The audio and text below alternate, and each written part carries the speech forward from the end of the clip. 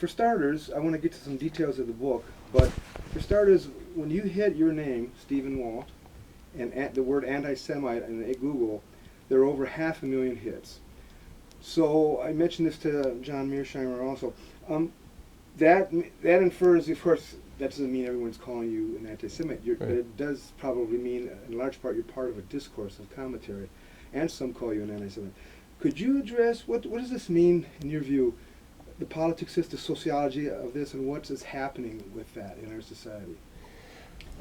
Big question. Yeah, well, I got some whoppers here. Yeah, I think the obvious point here is that for some people who I think are very ardently committed to Israel, the accusation that critics of Israel are motivated by anti-Semitism or are anti-Semitic has become almost a reflexive charge. That if you say anything that's critical about Israeli policy, if you are critical of the special relationship between the United States and Israel, if you think the United States ought to distance itself in some way from Israel, you are virtually, and you say this out loud, I say this publicly, you are virtually certain to be accused of being an anti-Semite, even if you also make it clear that you support Israel's existence, you think the United States ought to help Israel if it comes to that. It doesn't matter really what the facts are. It has become a reflexive weapon. Now, I think some of the people who use this charge genuinely believe it. I think they genuinely have a very dark view of the world in which anti-Semitism is rife. It is still a huge problem, even in the United States. And so, although I think they are mistaken, and certainly mistaken about me, it's, I think, a sincere belief. I think for others, it's just a political weapon. It is a way of silencing people. And the charge is very effective because anti-Semitism is a despicable practice, and no one wants to be accused of it. It's like being accused of being a bigot or being accused of being a child abuser. So accusing people of being anti-Semitic if they depart from the orthodoxy on the U.S. relationship with Israel is very effective. First of all, it deters people. Right? Nobody wants to be charged with that, so they just keep quiet. Secondly, it marginalizes them within the public discourse, within the public community. You know, what political leader would want to associate with anyone who has been charged, even falsely, with being an anti-Semite? So it's a very effective weapon.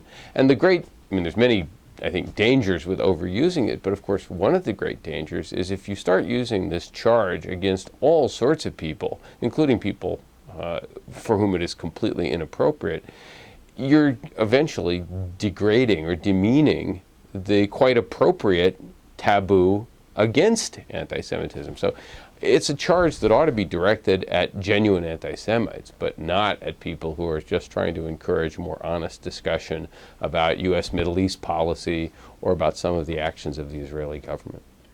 Yeah, I had asked John Mearsheimer some of these things, and one thing I asked him was, how did you guys decide this was a two-man operation? Well, and he alluded to some issues about that.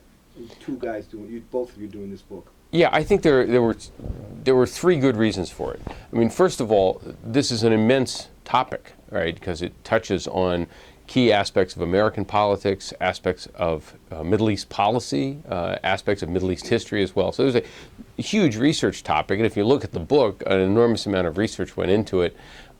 Having two of us to do that made it possible to do it in a more timely fashion. Either of us could have done the entire book. It would have taken a lot longer. It wouldn't have been as good. Second reason, of course, was that by having both of us here and at two very respected institutions, and both of us with fairly extensive scholarly backgrounds, and I might add sort of no history of any kind of odd, bizarre, radical behavior, it made it inherently more credible. If it had been one of us, it would have been easier to dismiss the book as, you know, a particular individual scholar who had gone off in a funny direction. But when it's two sort of boring, mainstream, quite respected people both saying these things, it was naturally going to be, I think, more credible. And the third reason, of course, was we knew there would be a firestorm of criticism directed at us, and it would be easier to withstand that and to stand up to the charges that would be leveled at us, including all the personal attacks, if you had essentially a wingman or a buddy in your foxhole. So for those days when everyone is telling various lies about you, you have at least someone who's still on your side. The emotional support was not inconsequential. Right? Also the support we got from plenty of colleagues and friends and family and all that. It took a lot of courage to do this. What risks did you realize you were taking? I knew, first of all, that I was going to get publicly attacked, and no one likes seeing people tell lies about you in print, and I knew that was a problem. I knew that it would have, in my case, it would make it impossible, or nearly impossible, for me to ever to serve in the U.S. government, which is something I would have liked to have done at some point, particularly given all the problems the United States is facing in the world. But it would make that largely impossible. Third, I think it had implications for things I could or could not do in the academic world. It would be much more difficult to appoint me to be a dean here at Harvard University, the dean of the Kennedy School, or dean of some other part of the university, or even at another university, because there would be some controversy attached to it. And universities actually don't like controversy very much. So I knew there were some career paths that were being foreclosed by doing this. And I sort of made my peace with that before we went ahead with it. The thing I worried most about was that this was going to have consequences for my family, either consequences for my children being ostracized, things like that, and which is, a possibility you worry about if you do anything that makes you more well known. And I'm happy to say that nothing like that has happened at all. That was the thing that I was worried about most going into it. Why did you do it then? With all that on the table, in other words, what are the origins of the book? I mean, what motivated you to have such commitment? Even now, I saw your blog this morning to pursue this. Yeah, because this is what I believe academics are supposed to do. They are supposed to tackle important subjects about which there is some controversy, and they're supposed to try and tell the truth about them. That's our job. So the American position in the Middle East, the policies we pursue throughout the region, is of fundamental importance to America's position in the world today. Whatever your view of what U.S. policy ought to be, it's clear we are deeply engaged in the Middle East, and the relationship with Israel is a central part of that story.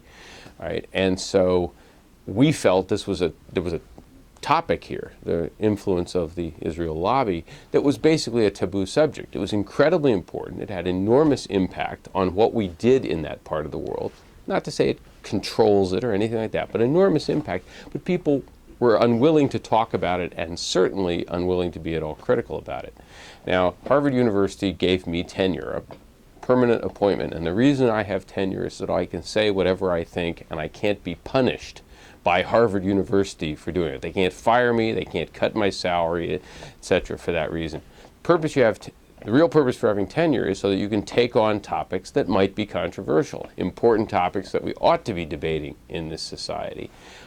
So I thought it was my responsibility to say something like this, and I actually, I appreciate it when people think it was an act of courage, but, again, it was not as risky as what lots of other people do when they don't have the same job security that I had.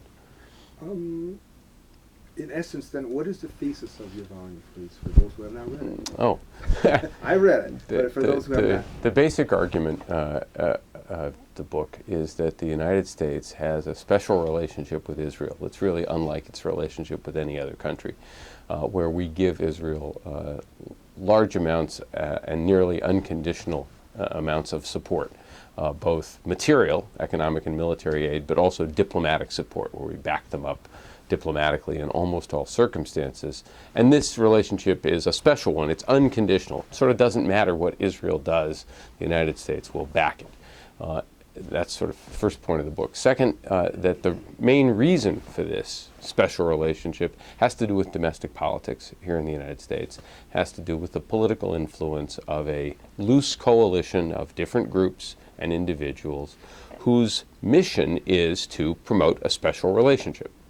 Now, there's nothing conspiratorial about this. This is not some kind of secret cabal to control American foreign policy. It is, in fact, the way the American system of government works.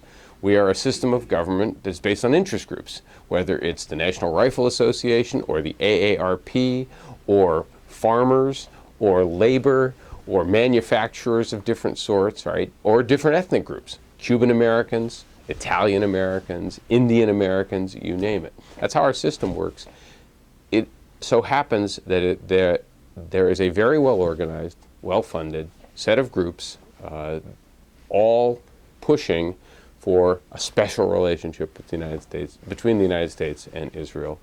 And over the last 40 or 50 years, they've become very, very influential in the United States. That's why we have this relationship, which we argued in the book was actually not good for the United States. We shouldn't have a special relationship with them. We should have a normal relationship. And second, was actually not good for Israel either. That the Israel lobby had pushed the United States, had successfully convinced American politicians to pursue a set of policies that were in fact counterproductive, harmful to the United States, and also harmful to Israel. The end of the book is basically to say that both the United States and Israel would be better off with a more normal relationship as well. Why is this lobby so powerful? What are some of the factors that play into this? It's a sort of familiar story in American politics, the way the system works. When you've got a system which is based on interest groups where anybody can form an organization and start putting pressure on politicians, any group that cares a lot about a single issue, when most of the population doesn't care really very much one way or the other, can have a disproportionate impact on policy. If you take the farm lobby, farmers are less than 2% of the American population, but every year Congress votes a big farm subsidy package, which is basically a giveaway that every economist will tell you is foolish. It's bad policy, but Congress does this because that wins them the support of all those farmers out there and farm companies, and it doesn't really lose anybody else's support. Well, similarly, in the United States, you have a subset of the population, a small group of the population that cares very much about this particular issue. They give money to politicians, they organize and write letters, right? They put a lot of pressure on media organizations if they say anything critical of Israel. They attack any politicians or academics who are critical of it. And because most Americans don't care really very much one way or the other, you can gain their support by supporting the special relationship without losing anybody else's support. So that's sort of one. It's just the way American politics works. Now, in the particular case of the Israel lobby, it has sort of two main elements to it. One is a subset of the American Jewish population. Not all American Jews care very much about Israel or actively work to try and shape the policy, but some do.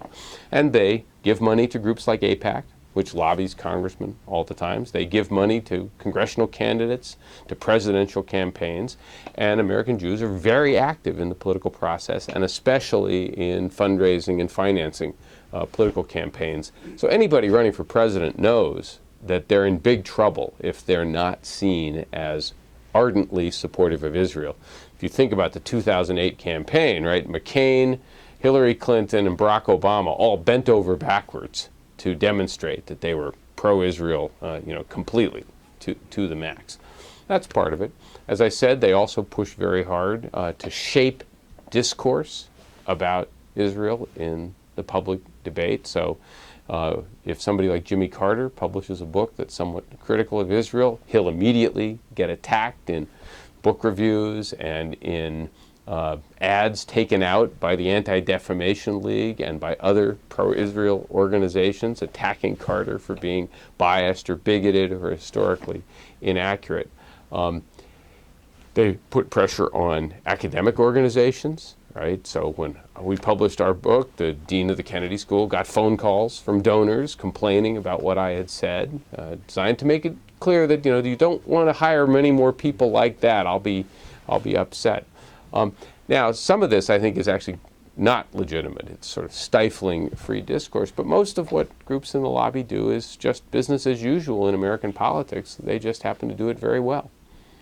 There's a lot of, this is a big issue on the next one. This is walking on eggshells, and this comes up a lot. I've spoken with a number of people, and the question, I'll frame it like this first, Right. and there's other avenues to it, but how does the fact that most of the lobby is Jewish effectively shield it from criticism in the way that you might be able to criticize other groups? Do you understand what I'm asking, or need I elaborate? I think I understand it. I mean, first of all, just as a distinction, I mean, I said there were two main groups here. One would be a subset of the American Jewish population, and the other being Christian Zionists, sort of a set of, or a subset of Christian evangelicals who, for rather strange theological reasons, also believe in kind of a greater Israel and want to favor the special relationship.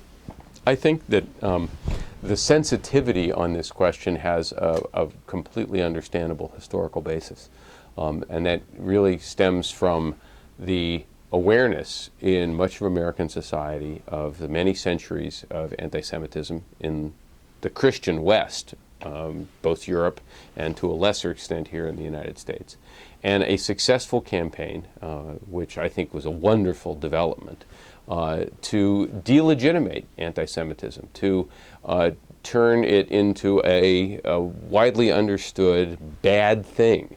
And that was waged by groups like the Anti-Defamation League and others to make it completely disreputable to hold bigoted or prejudiced feelings about someone just because they were Jewish. And again, I think the fact that that has happened in Europe and in the United States is a wonderful thing.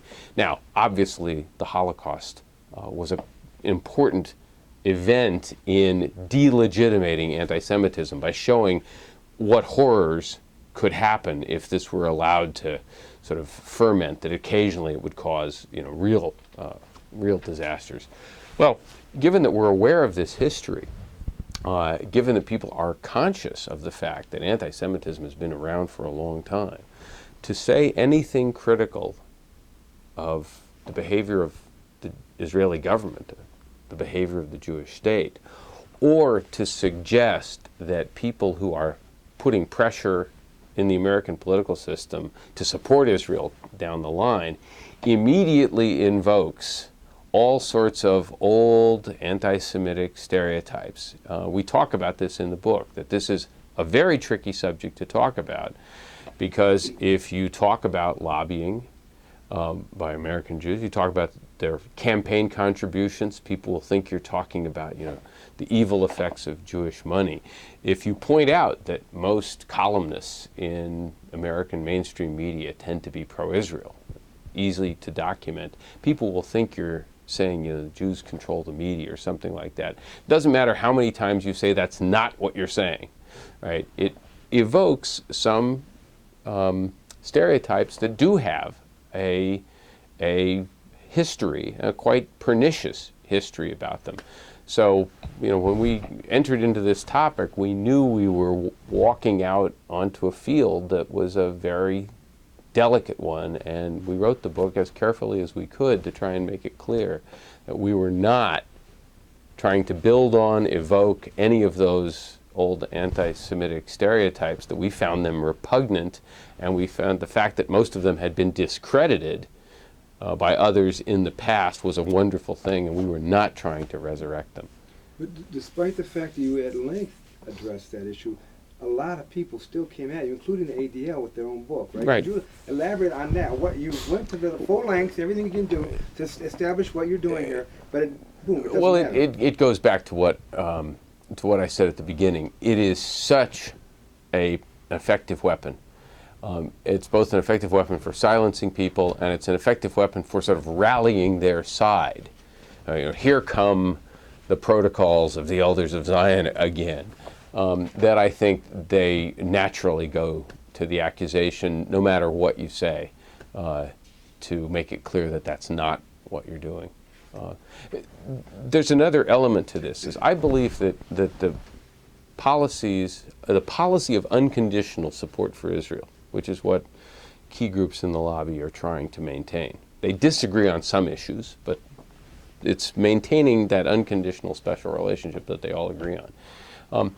That's an almost indefensible case. Trying to make the case for a special relationship is increasingly difficult to do. Not in our interest, not in Israel's interest ultimately, which means you can't really have an open, rational, reasoned discourse. If this is an open debate based on facts and logic and evidence, they'll lose.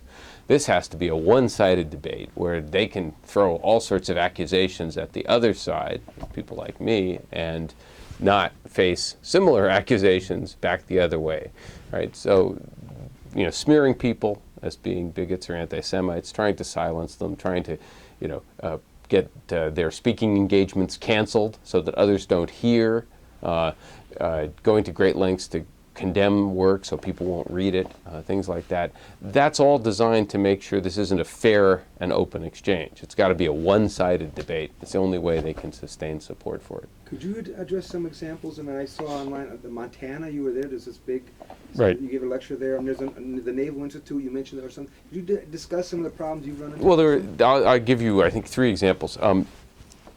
Shortly after our original article was published in March 2006, both Professor Mearsheimer and I were invited to speak at the Naval War College.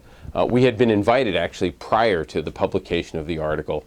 The conference we were invited to was on a completely different topic, had nothing to do with the Middle East, and in fact the panel we were on was on American strategy sort of at the global level and the balance of power and a bunch of sort of general topics, not about the Middle East, not about Israel.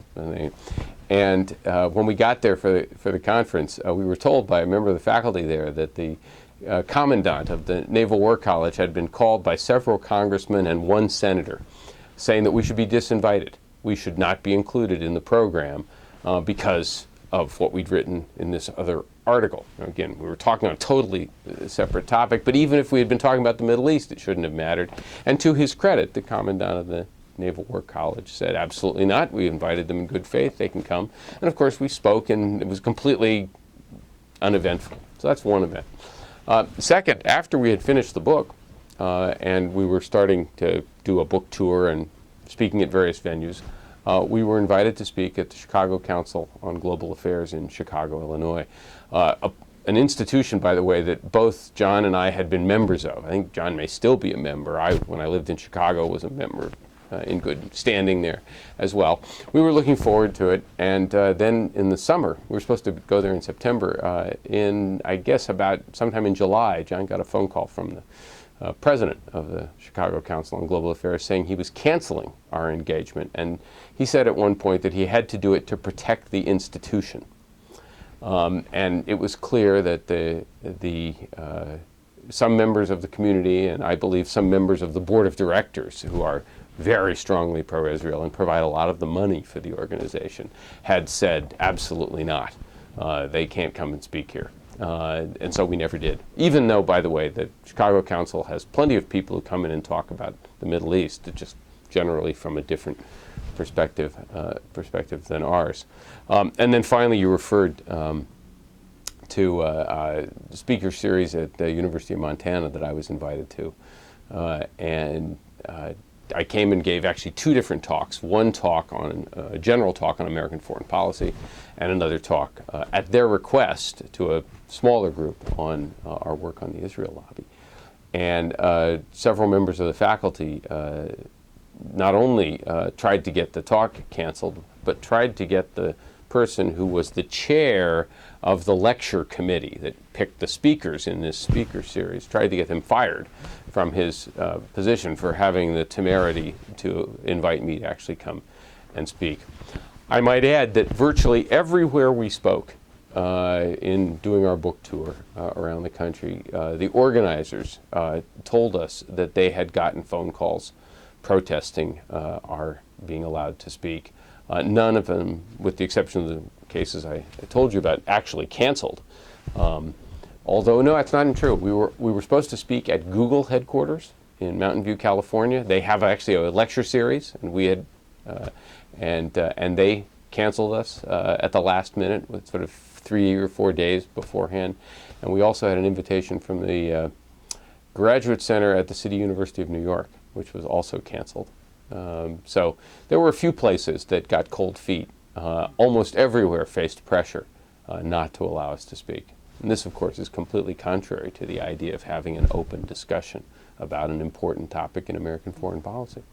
Are you blackballed now? Are you ostracized? Do you feel that? I think that I'm still blackballed in some places. I mean, I think there are some invitations that I might have been able to expect, but you know, it's impossible to document this. You never know about the invitations that you might have gotten but didn't. I have heard, you know, occasionally stories about people bringing up my name in one context or another, and you know, people either sort of saying, "Oh, we could never do that," or some foreign policy organizations. Again, I have heard rumors that, you know, that I'm still considered a little bit radioactive, but I can't confirm any of it. What does this say about academia? Are you cynical about it now, or what's your attitude? I'm more cynical about it. First point I would make is that we had less difficulty getting invitations to speak at academic institutions, precisely because they do tend to have a culture of free speech. They're harder to put pressure on because they're not as dependent on soft money as some other organizations might be. So in general, the academic world is a safer place to advance ideas that some people might not like. What I've been most struck by, though, within the academic world is actually sort of silence, right? This is just not a topic that most universities want to deal with, most faculty want to deal with as well. It's not so much that the reception is hostile in the academic world, it's more that it's just, let's change the subject. So I guess I am more aware of the fact that academic institutions are not very courageous, but they like to pretend that they are. Since the book came out then, there was a flurry of, these, at least the attempt at lectures and so forth and so on. Has it pretty much dropped off a cliff since then, or what? Well, yes and no. I mean, the interest in the book has clearly died down. You know, we've had our moment. People do not invite me to come give lectures on the book per se, but I do still get now invitations to talk about different aspects of U.S. foreign policy, and sometimes that involves talking about U.S. Middle East policy because it's something I've continued to write about as well. So there is, I think, still some interest in the topic. And certainly the situation in the region has not improved, and the American position in the region has not improved. So since we published the book, you know, we've had the Gaza war, we've had the Gaza flotilla incident, we've got President Obama's outreach to the Middle East, which now doesn't seem to have gone anywhere. We're still in Iraq, although we seem to be getting out. We have a peace process that's sort of gotten started, but nobody expects will go anywhere. So the topic hasn't gone away, and there is still some interest in having us talk about it. What's your take? Next week, I think I'm going to be interviewing Noam Chomsky. Right. And he's critical of Israel to the max, but he's not on board with you about this. No. And there's a number of particularly Jewish, not only Jewish, but I've spoken to Norman Finkelstein. I didn't ask him expressly about you, but I suspect he's not on board with this also. And I've talked to some people who suggest there's some kind of blind spot. What's your speculation on what's going on here? I think I don't think this has anything to do with people's religion or ethnicity. I think that Professor Chomsky has a very well-developed view of what drives world politics, and it's, you know, sort of capitalism and the military-industrial complex, and that's what shapes all of American foreign policy. So our argument that in this case, it's not the military per se, it's not capitalism per se, but it's rather a particular interest group or set of interest groups, is just at odds with his worldview. So although he and I probably agree on the counterproductive nature of U.S. foreign policy, its injustice in that part of the world, that it isn't working very well, etc. We would agree on disagreeing with what American policy is. Where we disagree between ourselves is what the roots of that policy. He sees the Israel lobby as essentially an artifact of powerful groups within society like weapons companies and the Pentagon and the military as well. And sure, there's AIPAC, but it's basically just doing the bidding of these broader forces within society. My view is different. I think he would also throw in oil companies as well.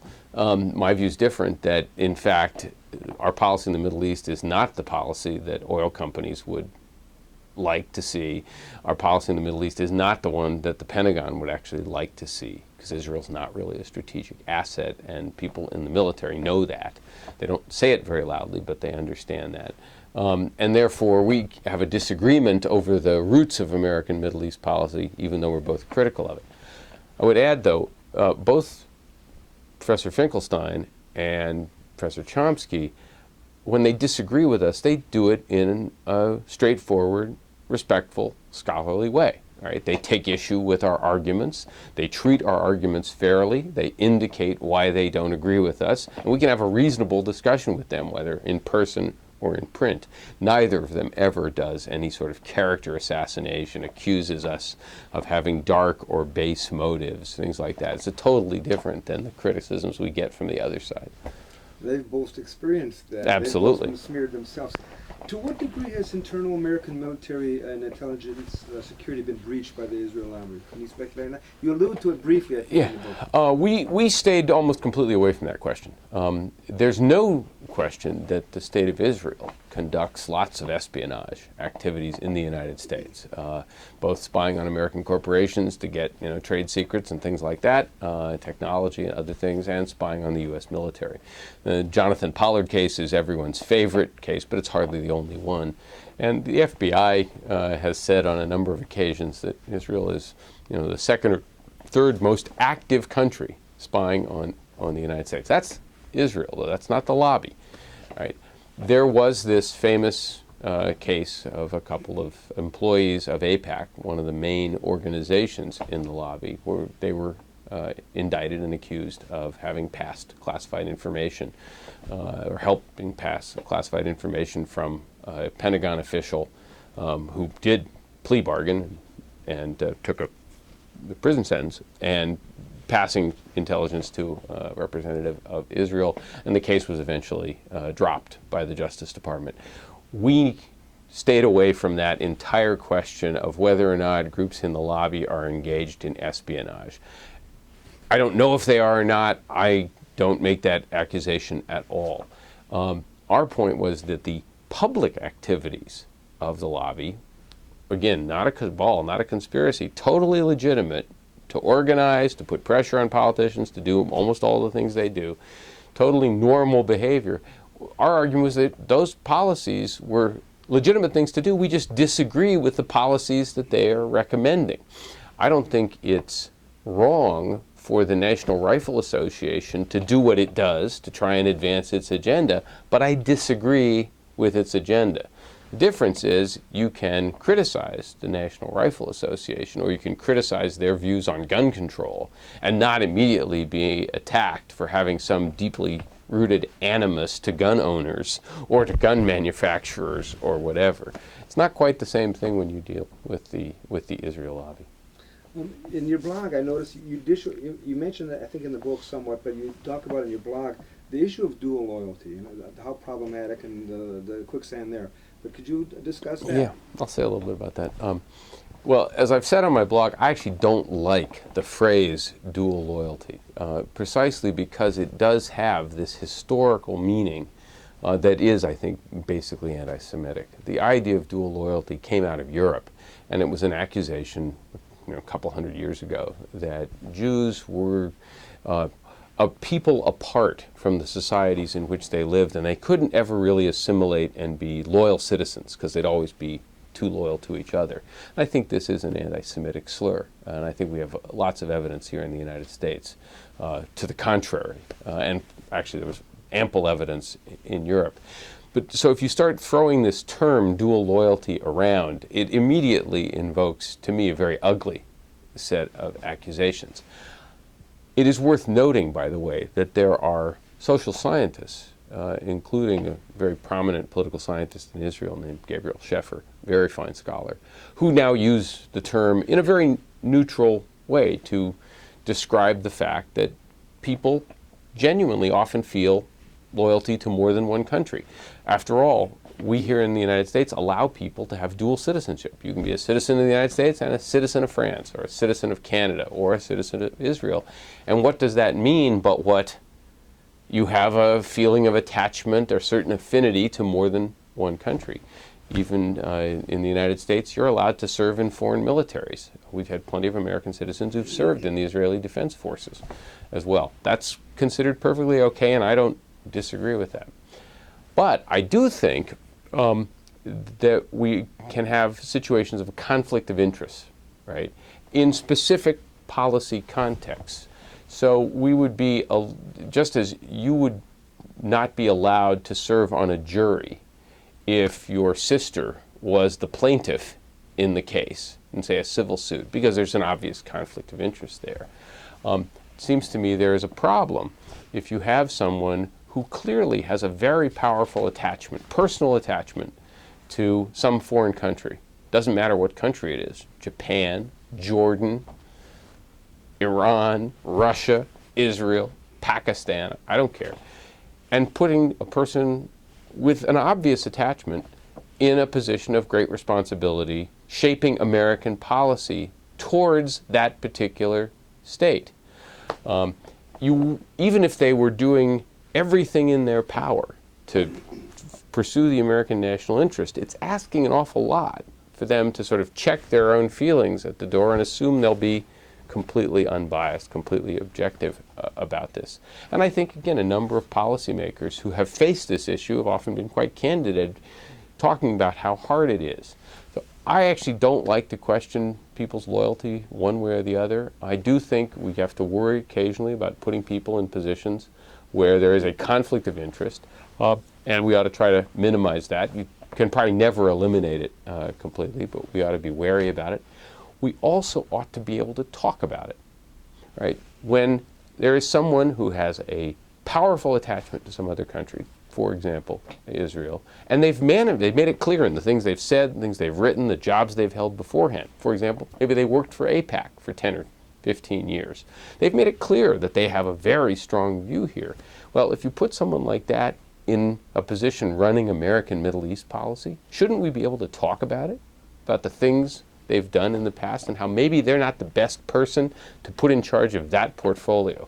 Maybe if they're a skilled diplomat, we should put them in charge of our policy towards Korea or our policy towards Brazil or something like that, but not necessarily a place where it's going to be hard for them, right, to, both hard for them to always know what the right thing to do is, but also where they may not have as much credibility dealing with all the interested parties because they'll be perceived as having a bias when they come into it. Anyway, we ought to be able to discuss this openly.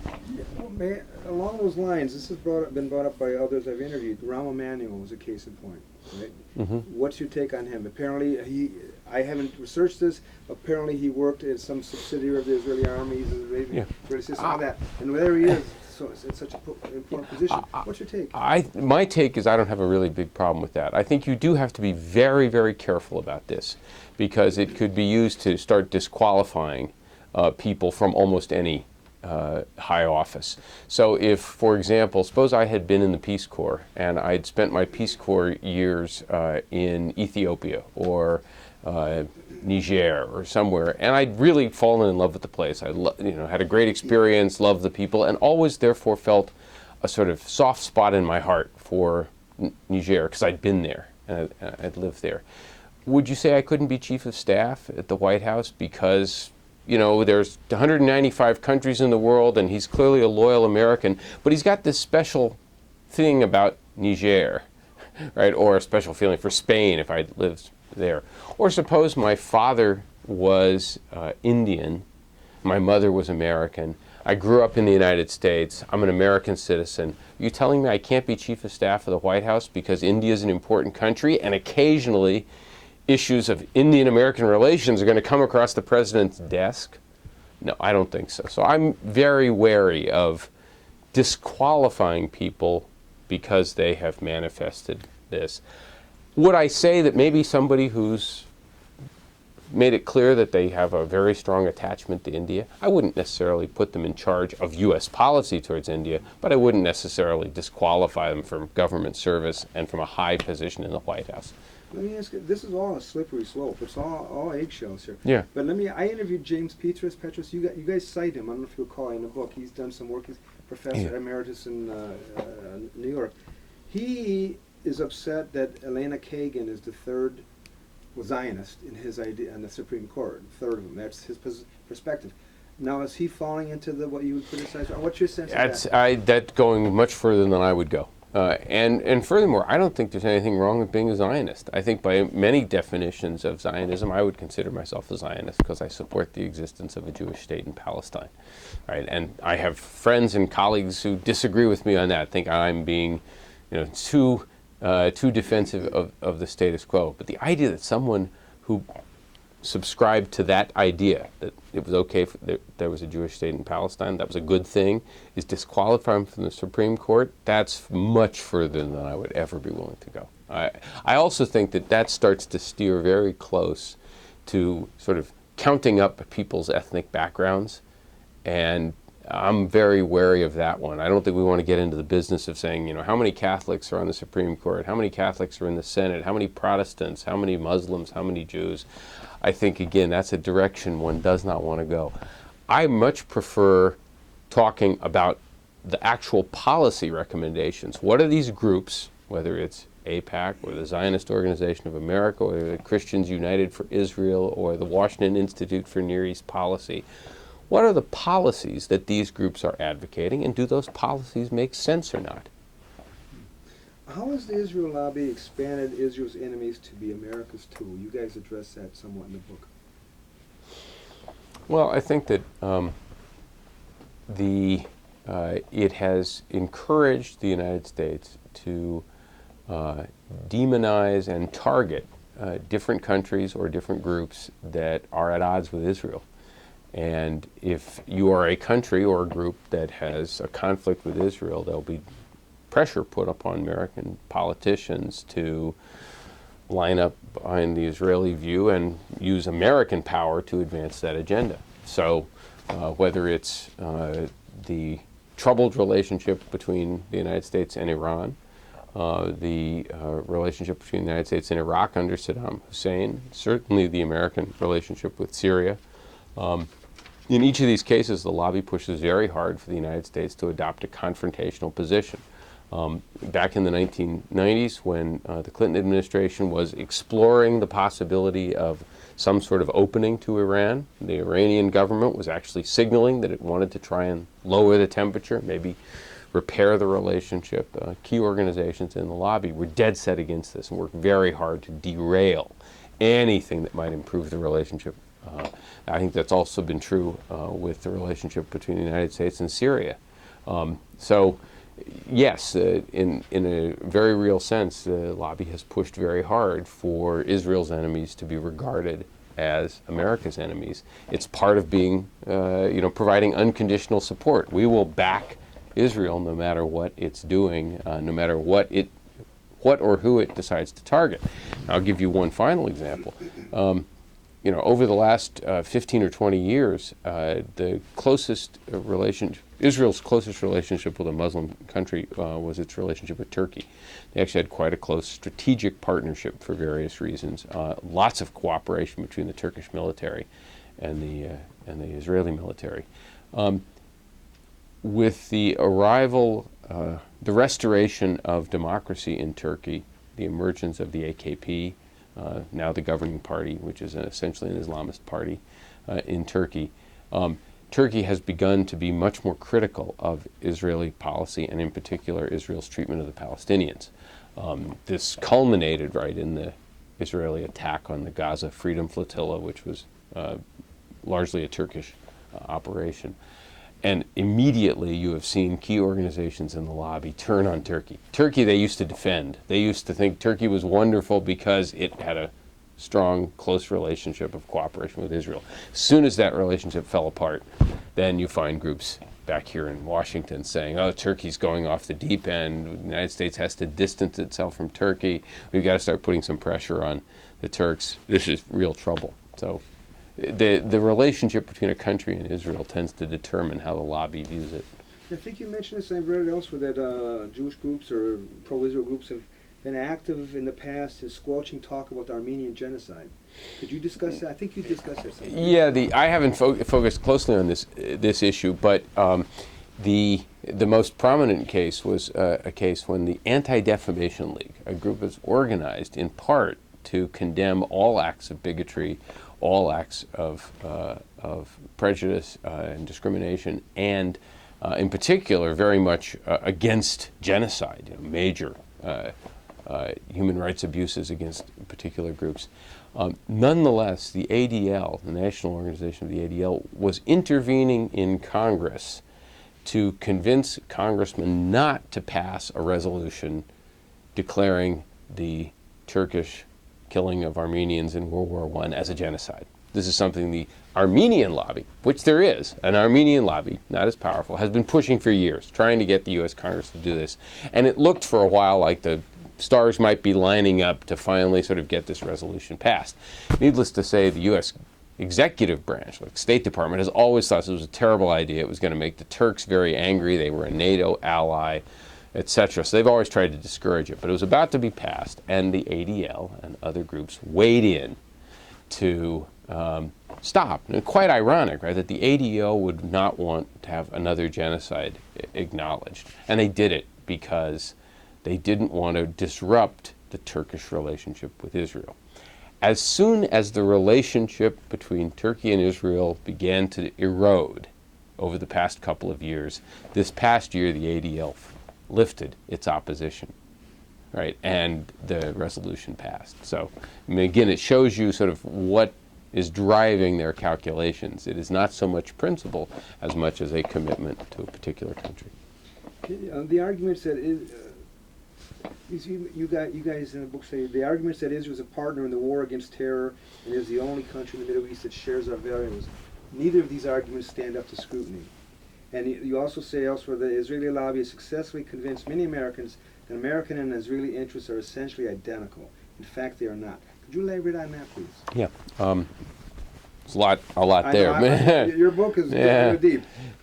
Well, there are two main justifications for a special relationship. One is that we are two countries with nearly identical values. Sort of when you hear people say Israel's the only democracy in the Middle East, that's designed to evoke that thought. And the second one is that it is this great strategic asset that we want to have a close relationship because it makes us safer and more secure here at home.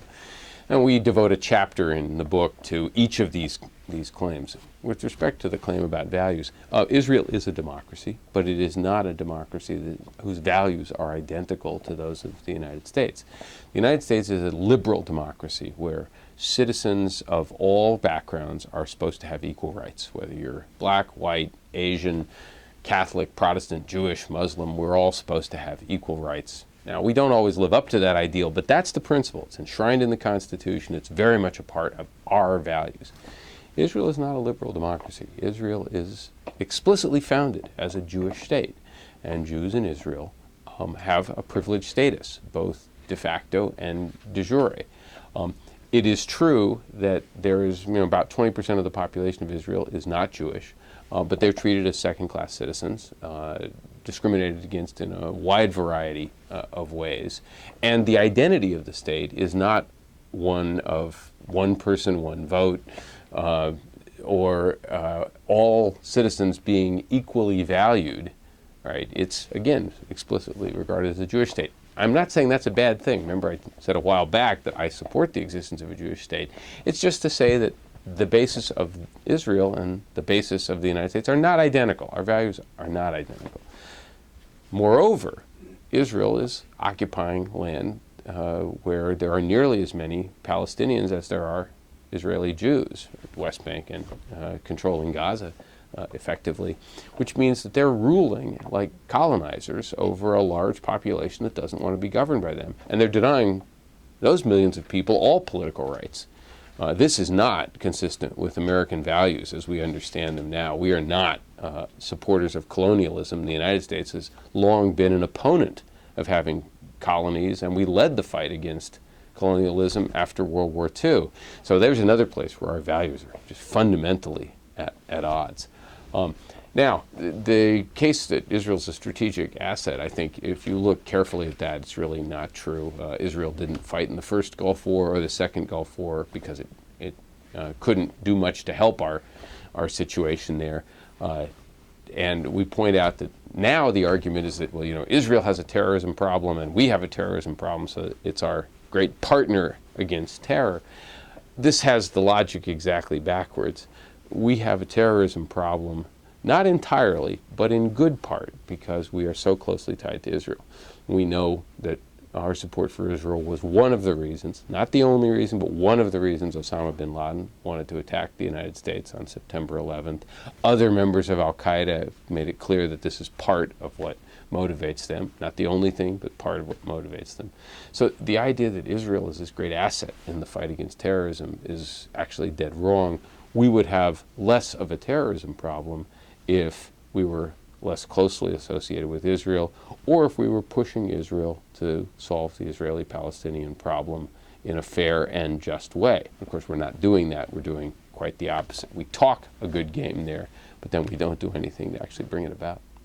How does the current anti-Islamic feeling, that's all these controversies going on right now, how much has that been fueled by the Israeli lobby, either overtly or covertly or abstractly, or what's your take on that? I have not studied that in great detail. I think it's clear that some people, I would say, are part of the Israel lobby, have been fueling this in various statements that they've made, which I think are quite bigoted and have encouraged a certain Islamophobia. But I don't think it's driven entirely by any means by groups in the lobby. And there are a number of prominent people who are strong supporters of the special relationship, strong defenders of Israel, who have condemned the sort of Islamophobia, who think the furor over the Islamic Center in Manhattan has been horribly overblown. So this is not an issue where I would call the Israel lobby a monolith that's all pushing for it. And finally, there's a bunch of politicians who I think are not part of the Israel lobby at all, who've been exploiting this for various nefarious and base reasons. So I'd be very reluctant to sort of pin that set of concerns solely or even primarily on the lobby. That's a secondary issue. Okay, you guys say in the book, Democrats and Republicans alike fear the lobby's clout. They all know that any politician who challenges this policy stands little chance of becoming president. And then on your blog, you have something from Haaretz, the Israeli newspaper. Could you discuss that picture? Yeah, well, I think, again, you can't find an American president ever who's run suggesting the United States have a more normal relationship. When it comes election time, they all fall into line and talk about how closely you have to support Israel. And one thing to remember is that in a presidential election, every vote potentially counts, and in some states, the Jewish vote is substantial. And if it's a very close election, right, if it comes down to 1 or 2%, that could really tip the balance. And so, the same way you would court lots of other interest groups. Again, nothing unusual about this in American politics. You'll try to win over the workers. You'll try to win over the farmers. You'll try to win over the gun owners. You'll try to win over the people who want more health care, etc. You'll appeal to anybody on the issue you think that will gravitate, and for a substantial fraction of American Jews, ardent support for Israel is an important litmus test for who they might support. Not the only one, but it's an important litmus test. Anyway, so Democrats and Republicans both know this. Now, most American Jews vote for Democrats, sort of still overwhelming percentage. But if you're a Republican candidate, you would like to knock that percentage down. Instead of having 78%, which is what Obama got, roughly 78% of the American Jewish vote, if you could knock it down to 65% or maybe 60%, which I think is about, Jimmy Carter may have even gotten less than that, less than 60% in the 1980 election, which he lost. If you're a Republican running against a Democrat, you want to drive that percentage down as low as possible. So you go in there and say, no, look, I'll be even better for Israel as well. It's pretty well understood. I think I read it in your book, but I read it elsewhere, that half of the funds, the contributions to the Democratic Party, did you talk about money? Is that false? No, we do talk about money. And that, by the way, the reference you made a moment ago to the Haaretz article was a statement by Martin Indyk, the former U.S. ambassador to Israel, who is a vice president at the Brookings Institution. He used to work, by the way, at AIPAC early in his career, and he's one of the founders of the Washington Institute for Near East Policy. He's one of the more influential, important figures in the lobby.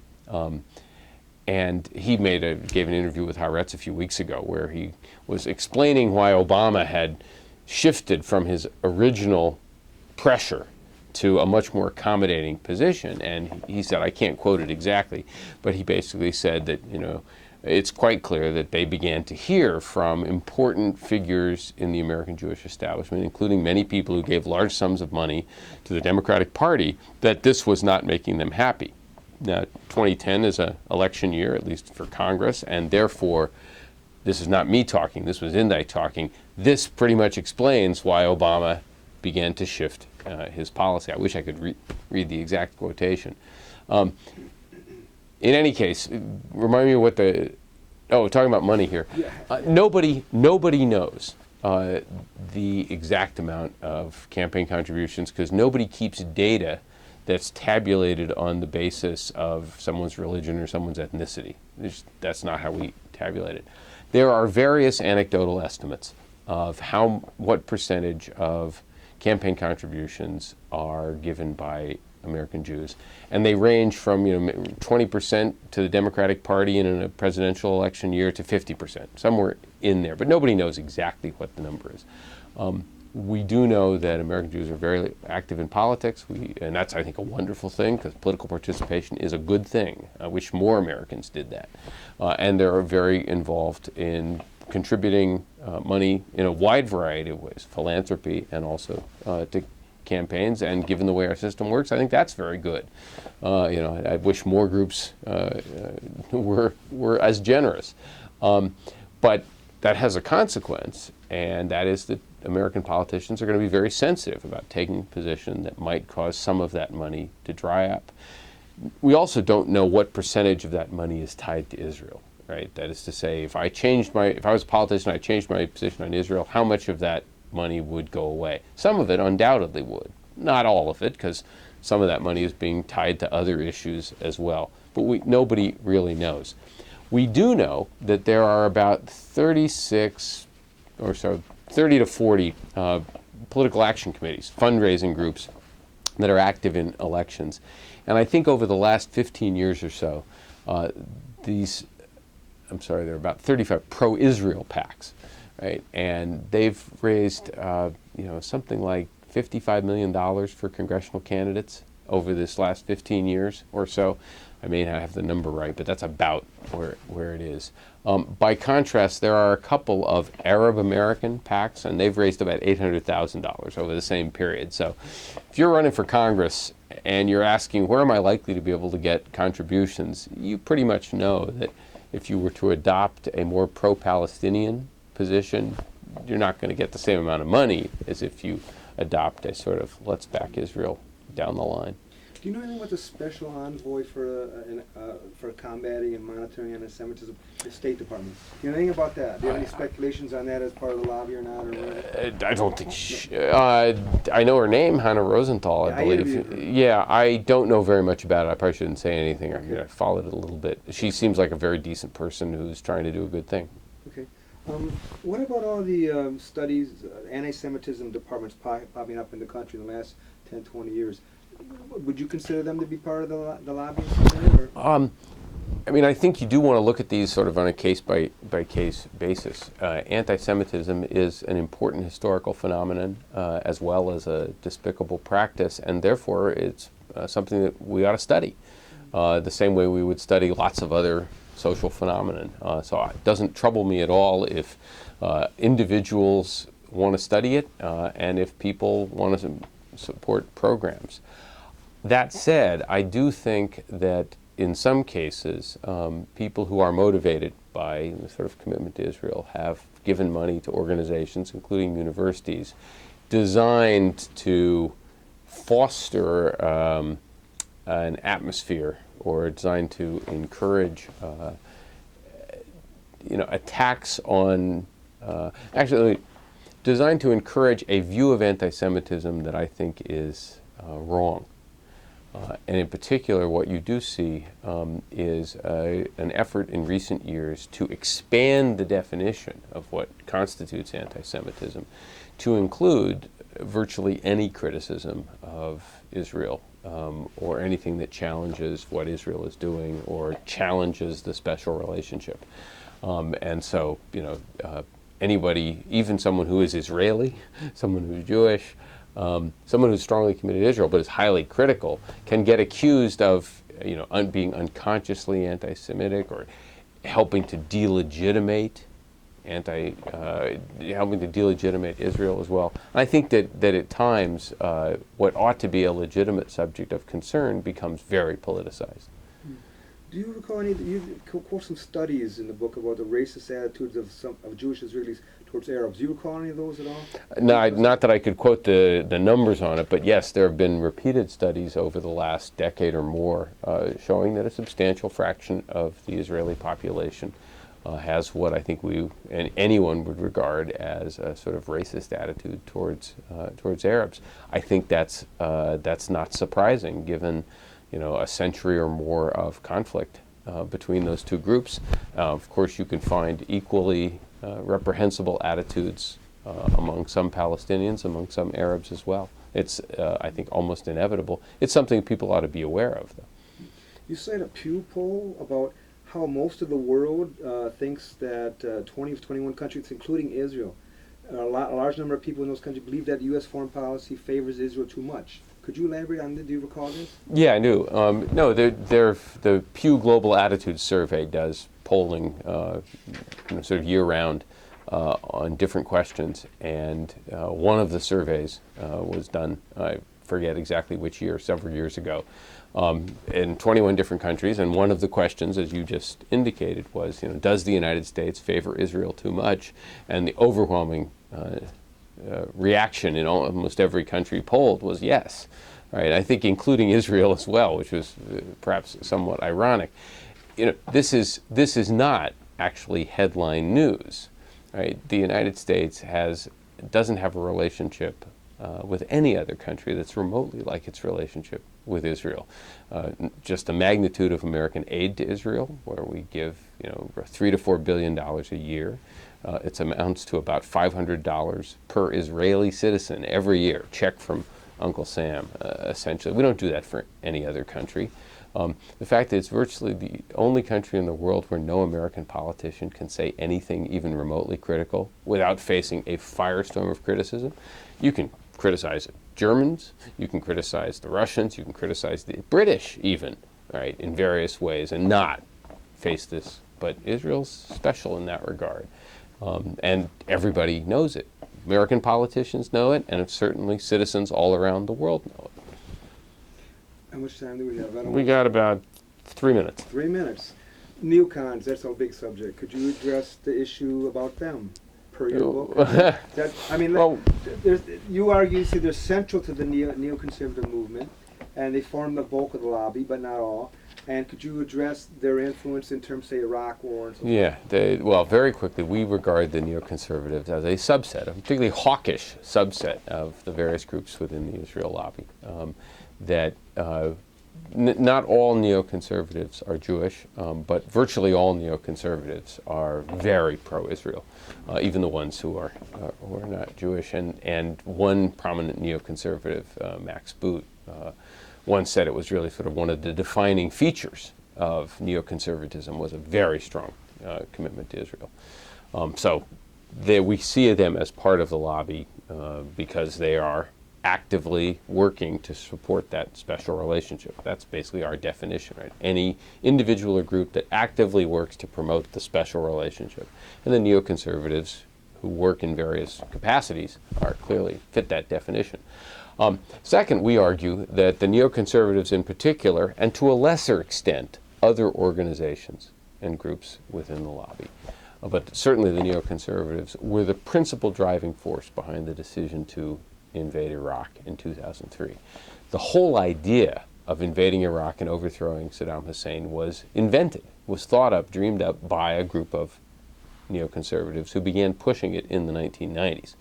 They are not successful in convincing the Clinton administration to do this, and they were not successful in convincing President Bush to do this for the first 11 months or so. He was in office, 9 months he was in office, I guess. Then came September 11th, and they were very quick to seize upon September 11th as a pretext for now putting Saddam Hussein in the gun sights.